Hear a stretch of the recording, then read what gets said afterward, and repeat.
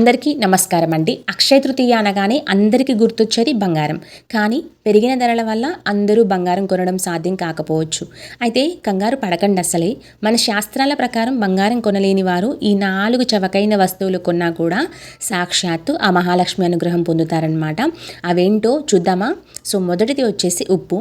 సముద్రం నుండి పుట్టిన ఉప్పును లక్ష్మీదేవి సోదరిగా అయితే భావిస్తారు.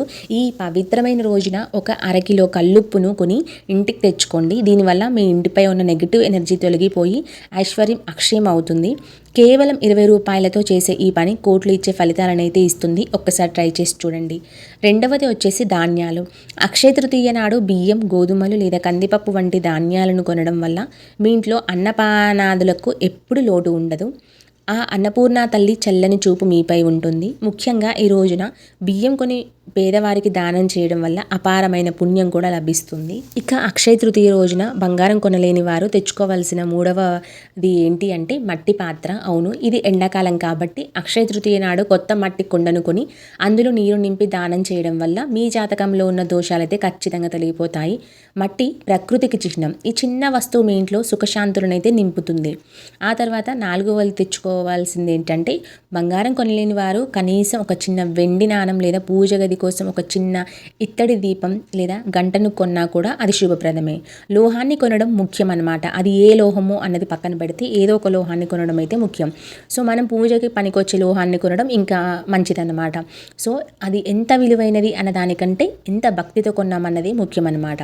సో గుర్తుంచుకోండి, భగవంతుడు మీ దగ్గర ఉన్న డబ్బును చూడడు, మీ దగ్గర ఉన్న భక్తిని మాత్రమే చూస్తాడు. కాబట్టి ఈ అక్షయ తృతీయ నాడు ఈ చిన్న వస్తువులలో ఏదో ఒకటి కొని ఆ తల్లి అనుగ్రహం అయితే పొందండి.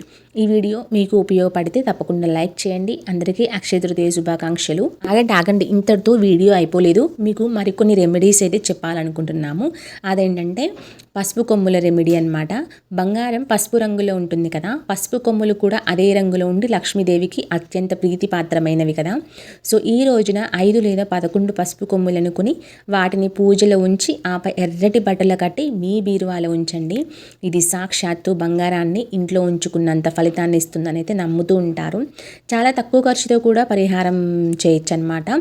సో ఏంటివి అంటే అక్షయ తృతీయ నాడు కొత్త ఆవాల ప్యాకెట్ కొని ఇంటికి తెచ్చుకొని ఇంట్లో పెట్టుకోవడం వల్ల నెగిటివ్ ఎనర్జీ అయితే దూరం అవుతుంది అని, ఆవాలను లక్ష్మీ స్వరూపంగా కూడా భావిస్తారు. వీటిని పూజ గదిలో ఉంచడం వల్ల ధనప్రాప్తి అయితే కలుగుతుంది.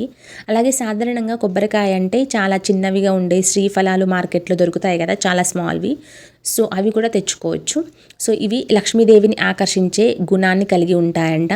అక్షయ తృతీయ నాడు ఒక చిన్న శ్రీఫలాన్ని అంటే చిన్న కొబ్బరికాయని కొని మీ వ్యాపార స్థలాలు లేదా గల్లాపెట్టెలో ఉంచితే అద్భుతమైన లాభాలు వస్తాయని అయితే ప్రతీతి అన్నమాట. అలాగే వైశాఖ మాసంలో ఎండలు ఎక్కువగా ఉంటాయి కదా.